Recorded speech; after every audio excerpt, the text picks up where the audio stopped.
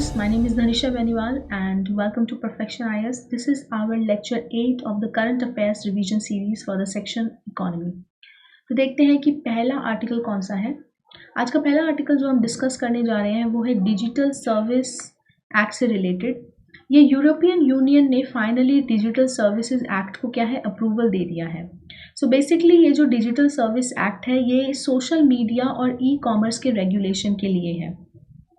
एक ऐसा लेजिस्लेशन बनाया गया है जो कि स्ट्रिक्टली कंट्रोल करेगा सोशल इंटरमीडियरीज को, जिसमें सबसे बड़े सिग्निफिकेंट प्लेटफॉर्म शामिल हैं जैसे कि Google, Meta, Twitter and YouTube, जो कि ऑपरेट करेंगे in terms of filtering user content. Act के हिसाब से स्ट्रॉन्गर ट्रांसपेरेंसी इंक्लूड की जाएगी, अकाउंटेबिलिटी फ्रेमवर्क बनाया जाएगा इन सभी ऑनलाइन प्लेटफॉर्म के लिए ताकि यूज़र के प्रोटेक्शन और फंडामेंटल राइट्स ऑनलाइन उसको इम्प्रूव किया जा सके और throughout the European Union एक यूनिफाइड यूनिफॉर्म फ्रेमवर्क को एस्टेब्लिश किया जा सके when it comes to regulating the online platforms. कुछ और सेलिएंट कैरेक्टरिस्टिक्स हैं जो हम डिजिटल सर्विसेज एक्ट के डिस्कस करेंगे। सबसे पहला जो कैरेक्टरिस्टिक्स है वो है नए प्रोटोकॉल्स जो कि स्पीडियर रिमूवल से रिलेटेड है, यानी कि अगर ऐसा कोई भी मटेरियल जिसको ऑफेंसिव और इलीगल जज किया जाएगा उसको क्विकली रिमूव करने का यहाँ पे क्या है प्रोविजन है। टेक डाउन पॉलिसी भी ऑपरेट करेगी विद इन द एक्ट, यानी कि यूज़र को ये समझना ज़रूरी होगा कि कौन से कंटेंट को उनको डालना है और कौन से कंटेंट को नहीं डालना है। लार्जर प्लेटफॉर्म्स जिनकी रीच बहुत ज़्यादा है वो डेफिनेटली ज़्यादा रिस्पॉन्सिबिलिटी कैरी करते हैं, यानी कि जो कैटेगरी है अकॉर्डिंग टू द DSA यानी कि डिजिटल सर्विस एक्ट उसको डिवाइड किया गया है और स्ट्रिक्टर रेगुलेशंस और स्टैंडर्ड्स एप्लीकेबल होंगे on the very large online platforms, on the very large online search engines और प्लेटफॉर्म्स जिनके EU यूज़र्स की बात है। यहाँ पे सिर्फ EU यूज़र्स की बात हो रही है, यहाँ पे वर्ल्ड वाइड कितने यूज़र्स हैं उनकी बात नहीं हो रही है। अगर यूरोपियन यूनियन में किसी भी ऑनलाइन प्लेटफॉर्म के 45 मिलियन से ज़्यादा यूज़र्स हैं तो उसको वेरी लार्ज ऑनलाइन प्लेटफॉर्म या फिर very large online search engine consider किया जाएगा। जो एक्ट का डायरेक्ट सुपरविजन है वो यूरोपियन कमीशन देखेगी और उसी का काम होगा इसके स्टैंडर्ड्स को इम्प्लीमेंट करना on the online platforms. Basically जो एल्गोरिदम ऑपरेट करता है ऑनलाइन प्लेटफॉर्म्स में उसमें ग्रेटर ट्रांसपेरेंसी इंक्लूड की जाएगी, ग्रेटर ट्रांसपेरेंसी इनकलकेट की जाएगी ताकि वेरी लार्ज ऑनलाइन प्लेटफॉर्म और सर्च इंजन के जो they can be subjected to the transparency regulation और उनकी टाइमली इंस्पेक्शन की जा सके उनके सभी एल्गोरिदमिक ऑपरेशंस की। अगर हम एडवर्टीजमेंट्स की बात करें तो यूज़र्स के लिए ये इम्पॉर्टेंट हो जाता है समझना कि जिस एडवर्टाइजमेंट को वो ऑनलाइन प्लेटफॉर्म्स पे देखते हैं उसको रिकॉग्नाइज कर सके कि कौन उस एडवर्टाइजमेंट को भेज रहा है, डिस्प्ले कर रहा है या फिर कौन उनको फंड कर रहा है। ऐसी कोई भी एडवर्टीजमेंट जो चिल्ड्रन को टारगेट करेगी और डेलिकेट पर्सनल इन्फॉर्मेशन को शो करेगी उसको किसी भी कस्टमाइज्ड एडवर्टीजमेंट के शो फॉर्म में शो नहीं किया जा सकता है। तो this was about the digital services act जो कि यूरोपियन यूनियन ने, तो डिजिटल सर्विस एक्ट किसका है? यूरोपियन यूनियन का है। तो ये प्री का क्वेश्चन बन सकता है, यहाँ पर ध्यान रखना। Now let us talk about the sugar industry in India. सब प्रीवियस ईयर क्वेश्चन को अगर आप एनालाइज करोगे तो राइस से रिलेटेड क्वेश्चन पूछा जा चुका है, तो उसी कॉन्टेक्स्ट में इंडिया जो है वर्ल्ड का टॉप प्रोड्यूसर है when it comes to the sugar. तो यूज़र भी है इंडिया, यूज़र भी है और एक्सपोर्टर भी है किसका? शुगर का। लेकिन किस शुगर सीजन में? अक्टूबर सितंबर का शुगर सीजन था, फाइनेंशियल ईयर था 2021 टू 2022। थोड़ा शुगर के बारे में जान लेते हैं। बेसिकली एक ऐसा क्रॉप है, शुगर केन क्या होता है? शुगर बनती है शुगर केन से, और शुगर केन क्या है? एक ग्रास है, एक टॉल ग्रास है जो कि ट्रॉपिकल एंड सब ट्रॉपिकल रीजन में ग्रो की जाती है। इसको खूब सारा पानी चाहिए होता है ग्रो करने के लिए और थोड़े से हॉट एंड ह्यूमिड क्लाइमेट में थ्राइव करती है जिसका टेम्परेचर लगभग 21 डिग्री टू 27 डिग्री सेल्सियस होना चाहिए। क्योंकि ज़्यादा पानी चाहिए तो रेनफॉल 75 सेंटीमीटर टू 100 सेंटीमीटर होनी चाहिए। अगर हम प्राइमरी सोर्स की बात करें तो बेसिकली जो शुगर केन है वो मोलासेस, शुगर, जैगरी और खांडसरी, इन सभी का क्या है? प्राइमरी सोर्स है, यानी कि शुगर केन से ये सारी की सारी चीज़ें जो है प्रोड्यूस होती हैं। हमारे देश में शुगर केन महाराष्ट्र, उत्तर प्रदेश, कर्नाटका, गुजरात, आंध्र प्रदेश, तमिलनाडु और तेलंगाना की स्टेट में ग्रो किया जाता है। शुगर केन और उसके एक्सपोर्ट एंड प्लस उसके डाइवर्जन की जो एंटायर वैल्यू चेन है उसको ओपन रखा गया है। डाइवर्जन इन द सेंस कि क्योंकि हम चाहते हैं कि शुगर से क्या है इथेनॉल बना सकें, क्योंकि इंडिया का इथेनॉल ब्लेंडिंग प्रोग्राम के बारे में तो आप जानते ही होंगे। पहले ये गोल था कि हमें 20% अचीव करना है 2030 तक, अब इसको हमने एंटिसिपेट कर दिया, मतलब आगे शिफ्ट कर दिया है और अब हमें इसको अचीव करना है बाय द ईयर 2025। एक और इम्पॉर्टेंट चीज़ है जो कि हमें शुगर केन के और शुगर मिल और शुगर के प्राइजेस से रिलेटेड जाननी ज़रूरी है, वो है फेयर एंड रेम्यूनरेटिव प्राइस। अब ये क्या होता है, जैसे कि किसी भी क्रॉप के लिए एमएसपी इशू होता है, उसी तरीके से शुगर के प्राइजेस के लिए फेयर एंड रेम्यूनरेटिव प्राइस होता है, जिसको cabinet committee on economic affair announce करती है प्री हार्वेस्ट सीजन के। यानी कि ये वो प्राइस होता है जो शुगर मिल्स को पे करना पड़ता है शुगर केन ग्रोवर्स को, और इसकी रिकमेंडेशन आती है उसी कमेटी से जो कि एमएसपी भी रिकमेंड करती है, यानी कि commission on agricultural cost and prices. एक और चीज़ की अगर हम बात करें, क्योंकि स्टेट्स में उगाया जाता है शुगर, तो जाहिर सी बात है कि स्टेट भी अपना एक प्राइस जो है लॉन्च करेगी, उसी को बोलते हैं स्टेट एडमिनिस्टर्ड प्राइस, एसएपी। तो ये एसएपी होता है ये फेयर एंड रेम्यूनरेटिव प्राइस से क्या होता है, ज़्यादा होता है। तो स्टेट हमेशा एफआरपी से ज़्यादा का प्राइस अनाउंस करती है, जो कि स्टेट शुगर मिल पे करती है स्टेट में शुगर केन ग्रोवर्स को। Clear? So this was about the fair and remunerative price, और हमने सैप भी डिस्कस कर लिया। अब बात करते हैं वंदे भारत की। सो आप लोगों ने ट्रेन 18 का नाम सुना होगा। सो ट्रेन 18 क्या था, वंदे भारत का 1.0 वर्जन था। अब प्राइम मिनिस्टर ने ऑफिशियली लॉन्च कर दिया है ट्रेन 18 का सेकेंड वर्जन, दैट इज 2.0। ये ट्रेन 18 1.0 का क्या है, रिफर्बिश्ड वर्जन है, यानी कि इसको और ज़्यादा बेहतर और मॉडिफाई कर दिया गया है। कुछ इंपॉर्टेंट फीचर्स हैं जो कि यहाँ पे कंपैरेटिव फॉर्म में दिए गए हैं। तो जैसे कि हायर बैटरी बैकअप है, एनर्जी एफिशिएंट है, इसमें एयर प्योरीफायर्स लगे हुए हैं, सीट लगी हुई हैं, जैसे रिक्लाइनर कोच है। वंदे भारत 1.0 वाला जो वर्जन था उसमें फिक्स्ड बैक सीट थी, लेकिन अब सेकंड में रिक्लाइनर कोचेस डाल दिए गए हैं। अगर इम्प्रूव्ड रेजनरेशन की बात करें तो पहले की केसेस में 29% था, अब इसका 35% हो गया है। अगर स्पीड की बात करें तो 129 सेकेंड्स लगते हैं 1 किलोमीटर को अचीव करने में। So this is what about the modification is. So basically ये एक सेमी हाई स्पीड ट्रेन है जिसको इंडियन रेलवे क्या है रन करती है। इसको आप ट्रेन 18 के नाम से भी जानते हैं, और ये इंडिया की इंटरसिटी ईएमयू ट्रेन है। इंटरसिटी मतलब एक सिटी से दूसरी सिटी पर जाती है। लेकिन जैसे मेट्रो रेल की अगर आप बात करो तो मेट्रो रेल क्या है, विद इन दिल्ली चलती है, विद इन लखनऊ चलती है, विद इन कोची चलती है, या विद इन कोलकाता चलती है। मगर जो ट्रेन 18 है वो क्या है, इंटरसिटी है। क्लियर? ट्रेन 18 का क्या है, सबसे पहला जो मॉडिफिकेशन हम डिस्कस कर रहे हैं वो है कि इसका वेट रिड्यूस कर दिया गया है, यानी कि 392 टन्स कर दिया गया, और पहले इसका कितना था, 430 टन्स। इसके अंदर ऑटोनॉमस एंटी कोलिजन सिस्टम जिसको बोलते हैं कवच।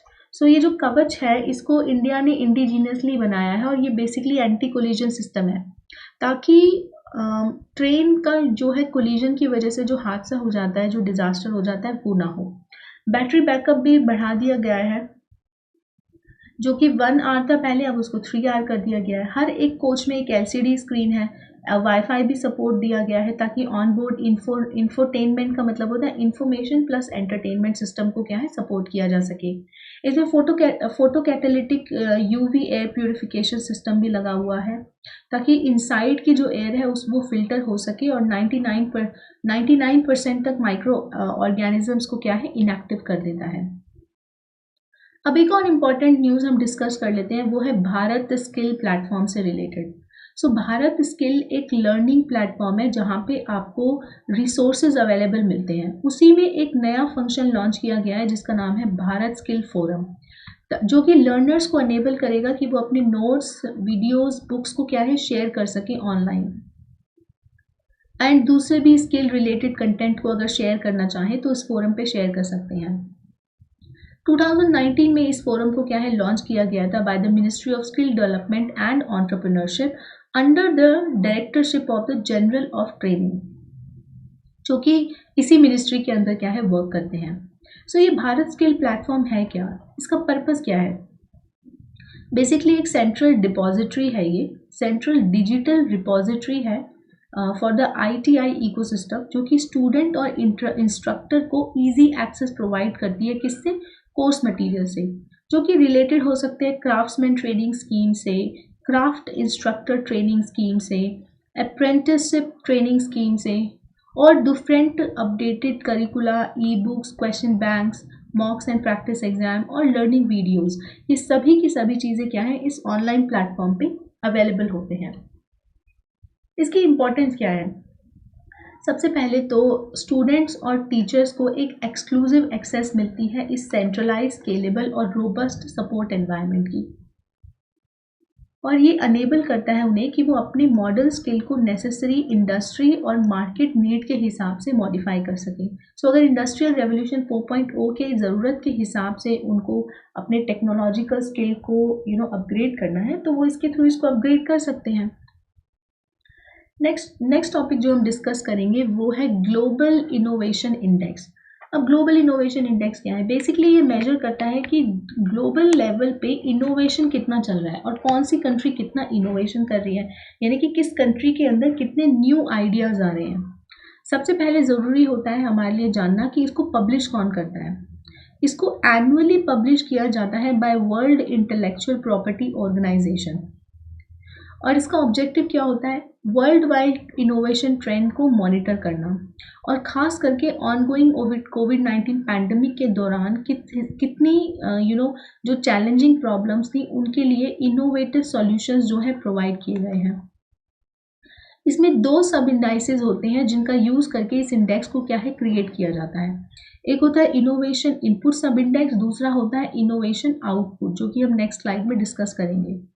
क्लियर? सो जो इनोवेशन इनपुट सब इंडेक्स होता है वो ऐसे इकोनॉमिक फैक्टर्स को मेजर करता है जो इनोवेटिव एक्टिविटीज़ को प्रमोट करते हैं और सपोर्ट करते हैं। ये 5 पिलर से मिलकर बना होता है, जिसमें institutions, human capital and research infrastructure, market की sophistication, business sophistication and human capital involve है। दूसरा जो सब इंडेक्स होता है वो है इनोवेटिव आउटपुट सब इंडेक्स, जिसमें 2 पिलर्स होते हैं, जिसमें नॉलेज एंड टेक्नोलॉजी आउटपुट होता है, क्रिएटिव आउटपुट होता है, जो कि actual outcome of the inventive activity inside the economy उसको मेजर करता है। एक होता है, देखिए पहला इंडेक्स जो हमने डिस्कस किया था वो मेजर कर रहा था कि जो इंफ्रास्ट्रक्चर है वो कितना प्रमोट करता है और सपोर्ट करता है किसको? इनोवेशन को। अब जब ये इनोवेशन हो गई है तो वो इनोवेशन कितना आउटकम लेके आती है, यानी कि उसकी स्केलेबिलिटी को मेजर करने का काम है दूसरे इंडेक्स का। और इन दोनों इंडेक्स को मिला करके जो है वर्ल्ड ग्लोबल इनोवेशन इंडेक्स को पब्लिश किया जाता है बाय WITO। अगर की फाइंडिंग्स की हम बात करें तो 12वीं बार जो है स्विट्ज़रलैंड को मोस्ट इनोवेटिव कंट्री और इकोनॉमी के तौर पे क्या है रिकॉग्नाइज किया गया है। इंडिया को 48th पोजीशन मिली है और इंडिया ने काफ़ी इम्प्रूवमेंट किया है, क्योंकि 2021 में इंडिया की 46th पोजीशन थी और ये पहली बार है कि इंडिया 2022 के इंडेक्स में टॉप 40 पोजीशन पर है। तो ये इंडिया के लिए क्या है, एक इम्पॉर्टेंट अचीवमेंट है। अब हम बात करते हैं टोकनाइजेशन की। RBI ने बेसिकली ये अनाउंस किया है कि वो जो टोकनाइजेशन स्टार्ट करने वाले थे अक्टूबर 1 से, उसको वो डिले नहीं करेंगे। तो इसीलिए टोकनाइजेशन न्यूज़ में रहा और हमारे लिए ये प्रोसेस समझना ज़रूरी है। सो टोकनाइजेशन का मतलब होता है टोकन क्रिएट करना। अब किस तरीके का टोकन क्रिएट कर रहे हैं? जैसे आपके पास कार्ड होता है, सो बहुत बार ऐसे चांसेस होते हैं कि कार्ड की इंफॉर्मेशन क्या है लीक हो जाती है, जैसे कि उसको बोलते हैं फिशिंग के थ्रू या स्किमिंग के थ्रू। ये 2 कुछ ऐसे malwares, these are some of the cyber processes जिनके थ्रू आपके जो डेबिट और क्रेडिट कार्ड होता है उसकी इन्फॉर्मेशन को स्टील कर लिया जाता है और इससे फाइनेंशियल फ्रॉड्स को कमिट किया जाता है। उसी चीज़ को प्रिवेंट करने के लिए RBI चाहता है कि क्रेडिट कार्ड और डेबिट कार्ड की, खास करके क्रेडिट कार्ड्स की टोकनाइजेशन हो जाए। टोकन का मतलब होता है एक ऐसी वर्चुअल इंफॉर्मेशन क्रिएट करना कार्ड के एक्चुअल इंफॉर्मेशन की जगह, ताकि आपकी जो कार्ड की इंफॉर्मेशन है वो प्रोटेक्टेड रहे और आपके फाइनेंशियल और बैंक अकाउंट्स किसी भी साइबर फ्रॉड और फाइनेंशियल फ्रॉड से बचे रहें। तो बेसिकली टोकनाइजेशन ऐसा प्रोसेस होता है जो कि कार्ड की एक्चुअल इंफॉर्मेशन को एक टोकन के इंफॉर्मेशन से रिप्लेस कर देता है, और इसका इनिशिएशन जो कार्ड होल्डर है वो खुद करता है। यानी कि आप मर्चेंट के पास जाते हैं और हर मर्चेंट के लिए आपको हर बार अलग अलग टोकन क्रिएट करना होगा। यानी कि आपका जो टोकन है वो मर्चेंट स्पेसिफिक है, वो कार्ड स्पेसिफिक नहीं है। क्लियर? यानी कि देखिए, अब जब आपने इस मर्चेंट से कुछ चीज़ खरीदनी चाहिए तो आप अपना कार्ड इसकी इसकी मशीन में एंटर करेंगे। फिर उसके बाद जैसे ही मर्चेंट आपसे पूछेगा, आपका कंसेंट मांगेगा कि वो आपके कार्ड को टोकनाइज कर सकता है या नहीं कर सकता है। अगर एक बार आप अपना कंसेंट दे देते हैं तो टोकनाइजेशन का प्रोसेस जो है शुरू हो जाता है, जिसमें मर्चेंट जो है कार्ड नेटवर्क को इंफॉर्मेशन सेंड करता है for the proxy card number. Card network क्या हुआ? जैसे वीज़ा हो गया, मास्टर कार्ड है, रूपी है, ये सब क्या है? कार्ड नेटवर्क है। जैसे ही कार्ड नेटवर्क इस सभी प्रोसेस को अप्रूव कर देता है, आपके पास आपका CVV नंबर और OTP डालने को कहता है। जैसे ही आप अपना CVV और OTP डाल करके ट्रांजैक्शन को प्रोसेस करते हैं, मर्चेंट आपके टोकन इन्फॉर्मेशन को सेव कर लेता है। यानी कि आपकी एक्चुअल कार्ड इन्फॉर्मेशन उसके कार्ड में, यानी कि उसके point of service POS machine में सेव नहीं होती है, और परमानेंट, और ये जो टोकन इन्फॉर्मेशन है मर्चेंट के पास सेव हो जाती है। जब नेक्स्ट टाइम आप अपने उसी कार्ड को उसी मर्चेंट के पास लेकर जाएंगे शॉपिंग के लिए, तो आपको अलग से प्रोसेस नहीं करना पड़ेगा ऑथेंटिकेशन का। उसी टोकन कार्ड के नंबर के थ्रू जो है आपकी जो ट्रांजैक्शन है कंप्लीट हो जाएगी। जब आप किसी दूसरे मर्चेंट के पास जाएंगे तो आपको दूसरा टोकन कार्ड जो है वो क्रिएट करना पड़ेगा। यानी कि जो आपका टोकन है वो मर्चेंट स्पेसिफिक है, वो कार्ड स्पेसिफिक नहीं है। क्लियर? सो कार्ड होल्डर खुद ही अपनी रिक्वेस्ट बनाता है, जैसे कि मैंने आपको डिस्कस किया। कार्ड नेटवर्क जैसे कि master card, visa, RuPay, American express, ये सभी के सभी कार्ड इशूअर से कंसेंट लेते हैं टोकन प्रोवाइड करने की, and once the consent has been given, तो टोकनाइजेशन का प्रोसेस जो है वो कंप्लीट हो जाता है। अगर हम टोकनाइजेशन की प्रोसेस के एडवांटेजेस की बात करें, सो बेसिकली ये जो रिटेलर्स होते हैं इनको कंसिस्टेंट यूज़र एक्सपीरियंस मिल सकता है, ट्रांजैक्शन के अप्रूवल रेट्स इंप्रूव हो सकते हैं, स्पीड बढ़ सकती है, सिक्योरिटी इंश्योर रहेगी, और नेट अगर हम ऑन एन एवरेज बात करें तो यूज़र एक्सपीरियंस को बेटर किया जा सकता है। किसी भी फाइनेंशियल थेफ्ट और फाइनेंशियल फ्रॉड से बचाया जा सकता है, क्योंकि आपकी जो एक्चुअल कार्ड इन्फॉर्मेशन है वो मर्चेंट के पास नहीं है, इसीलिए आप स्कीमिंग और फिशिंग जैसी जो अटैक होते हैं उनसे भी बच जाते हैं। अब बात करते हैं डेट रिकवरी ट्राइब्यूनल की। गवर्नमेंट ने 3 डेट रिकवरी ट्राइब्यूनल जो है एस्टेब्लिश किए उन वाले केसेस के लिए जिनकी कीमत 100 करोड़ रुपीस से ज़्यादा की थी। ये 3 बेंचेस जो हैं एस्टेब्लिश की गई चेन्नई, मुंबई और दिल्ली में। So basically this was done in response to the banks ongoing desire for increased attention on high value cases. सो हम जानते हैं कि NPA के केसेस क्या बढ़ रहे थे, तो बैंक्स चाहते थे कि एक तरीके से डेट रिकवरी ट्राइब्यूनल्स को एस्टेब्लिश कर दिया जाए ताकि जो इंसॉल्वेंसी का प्रोसेस होता है उसको फास्टर कर दिया जाए। अब पॉइंट ये आता है, समझने वाला यहाँ पे जो इन्फॉर्मेशन है वो ये है कि ये डेट रिकवरी ट्राइब्यूनल होते क्या है। बेसिकली इनके पास एक अपेलेट जुरिस्डिक्शन होता है, ठीक है। There is a debt recovery tribunal and then there is a debt recovery appellate tribunal.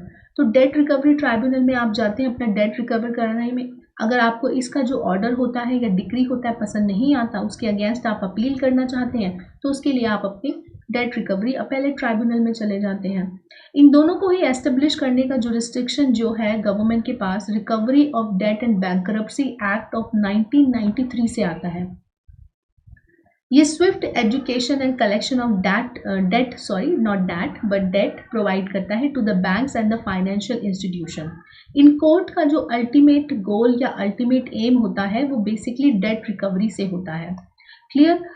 इनकी जो फर्दर लीगलाइजेशन थी उसको सरफाइसी एक्ट जो कि 2022 में आया था, उसने भी इन सभी कोर्ट के मैटर्स को एक लीगल प्रोविजन दे दिया था। सरफाइसी एक्ट माने कि securitisation and reconstruction of financial assets and enforcement of security interest. Clear? ये सरफाइसी एक्ट बहुत इंपॉर्टेंट है क्योंकि इसी सरफाइसी के एक्ट के अंदर जो है एसेट रिकंस्ट्रक्शन कंपनीज को रिकॉग्निशन दिया जाता है। करंटली इंडिया में हमारे नेशन में 39 डेट रिकवरी ट्राइब्यूनल ऑपरेट करते हैं and 5 date recovery appellate tribunal operate करते हैं। अब जैसा कि मैं डिस्कस करी थी अपने पिछले ही आर्टिकल में कि ARCs के बारे में मैंने बात करी, asset reconstruction company. So basically इनके लिए जो रेगुलेटरी फ्रेमवर्क है उसमें कुछ चेंजेस किए गए हैं बाय RBI। तो देख लेते हैं क्या गाइडलाइंस दी गई हैं। At the same time ARCs होते क्या हैं? एसेट रिकंस्ट्रक्शन कंपनीज वो कंपनीज होती हैं जो बैंक से उनका लायबल एसेट लेकर के उसको रिकंस्ट्रक्ट करके बैंक को लोन की रिकवरी दिलवाती हैं। यानी कि बेसिकली इनका काम होता है NPAs को रिकवर करना। अगर हम सिंपल लैंग्वेज में इसको समझें तो NPA को रिकवर करने का काम होता है ARCs का। इसको एस्टेब्लिश किया गया था सुदर्शन सेन कमेटी के रिकमेंडेशन पे। सो की गाइडलाइंस कुछ इस तरीके से हैं। बेसिकली जो ARCs हैं they are permitted to act as a resolution applicant under the insolvency and bankruptcy code of 2016 अगर मिनिमम ओन्ड नेट वर्थ कितना हुआ 1000 करोड़ रुपीस। क्लियर? सो अगर मिनिमम नेट फंड क्या है, कितना है, 1000 रुपीस करोड़ है, तो ARCs को परमिशन दी जाएगी कि वो रेजोल्यूशन एप्लीकेंट्स की तरह अंडर द 2016 IBC यानी कि इंसॉल्वेंसी एंड बैंकरप्सी कोड उसमें क्या है, as a resolution applicant work कर सकते हैं, एक्ट कर सकते हैं। So prior to SARFAESI act से पहले ARCs को इस तरीके के ऑपरेशन में एंगेज करना other than the securitisation and the asset reconstruction बिना RBI के अप्रूवल के क्या है, अलाउड नहीं था। मगर अब जो नई रूलिंग्स और नए मॉडिफिकेशन आए हैं RBI के, उसमें जो ARCs हैं यानी कि एसेट रिकंस्ट्रक्शन कंपनीज हैं, उनको इस चीज़ को करने की क्या है, परमिशन दे दी गई है। अगर हम IBC के टाइमलाइन की बात करें तो बेसिकली जो टाइमलाइन है वो IBC ही स्टिपुलेट करती है for resolving insolvency in businesses and among the people. Clear? So basically जो प्रोग्रेसिव इंक्रीज है मिनिमम कैपिटल का for requirement of establishment of ARC उसको 100 करोड़ रुपीस से बढ़ा के 300 करोड़ रुपीस कर दिया गया है। क्लियर? सो मिनिमम कैपिटल अगर किसी ARC को एस्टेब्लिश आपको करना है तो आपकी मिनिमम कैपिटल होनी चाहिए 300 करोड़ की। 300 करोड़ रुपए की आपकी क्या होनी चाहिए, मिनिमम कैपिटल होनी चाहिए। और नेट ओन्ड फंड कितना होना चाहिए, 1000 करोड़ का। ये नई गाइडलाइन के हिसाब से है। अगर हम कॉर्पोरेट गवर्नेंस स्टैंडर्ड्स की मॉडिफिकेशन की बात करें तो ऑडिट कमेटी को एस्टेब्लिश करना होगा जिसमें सोली नॉन एग्जीक्यूटिव डायरेक्टर शामिल होंगे। और अगर हम फर्दर ARC की बात करें तो इनको सरफाइसी एक्ट के सेक्शन 3 के अंडर एस्टेब्लिश किया जाता है। RBI इन्हें रेगुलेट करता है as a non banking financial institution. इनकी जो रिकमेंडेशन, इनके एस्टेब्लिशमेंट की जो रिकमेंडेशन थी वो आई थी नरसिम्हम कमेटी सेकंड।